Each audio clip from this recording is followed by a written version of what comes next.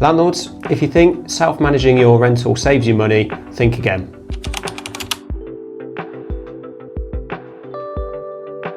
So, biggest misconception really in the rental market is that the process is relatively straightforward, and that finding a tenant, it's a people business. You've got people available to you. You can do a little bit of advertising on Facebook. People say Rightmove is easy. All of the things that go with a typical kind of estate agent trend in a method to save money are the sort of questions that come up surrounding this. Ultimately, with renting out a property, the challenges come later down the line, and you might not see them in the first instance. So where I often get a call as a letting agent is from a landlord client that has contacted us that might have used our services right at the start to find their tenant and then have managed the rest sort of themselves, and they'll say, I'm in a very difficult situation, my tenants stopped paying rent, they're complaining to environmental health that they're not happy with the condition of the property. As far as I'm concerned, I've done nothing wrong, I don't know what to do.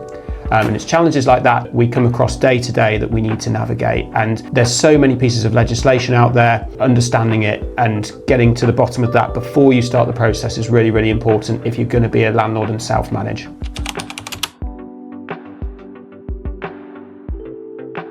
So what we can do in terms of saving landlords money is, with our initial pre-qualification checks and our referencing, when we start the advertising process for a property, the finding process of a tenant covers you for an insurance policy. So let's say your tenant has been referenced, the credit checking process, we do a credit check, we do a right to rent check, we do an income reference, and we cover previous landlord references before as well. But that final report, we work with a third party to put that together, and that subsequently qualifies you as a landlord to be able to take out an insurance policy for things like rent guarantee, legal expenses cover, and other similar matters. And then in addition to that, you've then got the tenancy setup and the management process. A lot of landlords might not be aware that a tenancy deposit, if it's not registered correctly and a certificate isn't served to the tenant in the correct format, then a tenant could legally take you to court as a landlord for 3 times the value of the deposit, just based on how you issued the paperwork. So little sensitive items like this are often overlooked if you're not aware of them.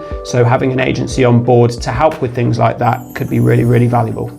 So put it this way, there's an excessive amount of legislation out there, hundreds of different pieces of legislation, and it's changing regularly with the likes of the Renters' Rights Bill coming and other similar matters. If you don't have an agent giving you the correct guidance and advice, you could easily trip up. And if you've got a tenant who knows their way around a situation and obviously is keen to save money themselves, they will notice these things and they will know how to respond and deal with these things. And you as an agent, you as a landlord, have got to be prepared to know how best to deal with it. So having an agent on board will help you save that money.